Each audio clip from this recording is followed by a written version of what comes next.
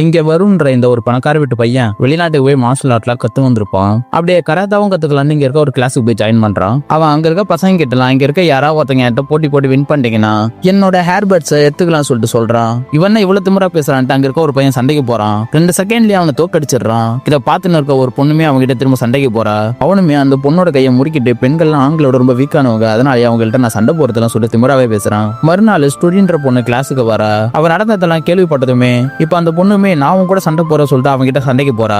பார்த்தா 20 செகண்ட்ல அவனை அடிச்சு தோக்கடிச்சிடுறா. இப்ப கெத்தா அந்த கிளாஸுக்கு வந்து வாய்ஸ் ஆட ஆளுட்டவன் அந்த பொண்ணு கிட்ட அடி வாங்கி அசிங்கப்பட்டு அங்க இருந்து போயிடுறான். ஆனா அதுல இருந்து ஸ்ருதி அவனுக்கு ரொம்பவே பிடிச்சு போயிடுது. ஆனா ஸ்ருதியுமே கராத்தே கத்துக்கிறதே மனசை ஒருநிலைப்படுத்துறதுக்காக தான். இவளுமே 18 வயசுலயே ஒரு புக் எழுதி அதை பப்ளிஷுமே பண்ணிருப்பா. இதெல்லாம் தெரிஞ்சுக்கிற வரனுக்கு ஸ்ருதியை ரொம்பவே பிடிக்க ஆரம்பிச்சிருது. அவ எழுதின புக்கையுமே இவன் தேடி கண்டுபிடிச்சு படிக்க ஆரம்பிக்கிறான். இவனுமே ஸ்ருதி எப்படியாவது பாக்கணுமே சொல்லிட்டு ஆசைப்படுறான். ஆனா அவளுமே 2வது புக் எழுதுறதுக்காக காசிக்கு போயிருப்பா. இப்ப இவனுமே ஸ்ருதி எப்ப திரும்ப வருவான் சொல்லிட்டு வெயிட் பண்ணிட்டு இருக்கான்.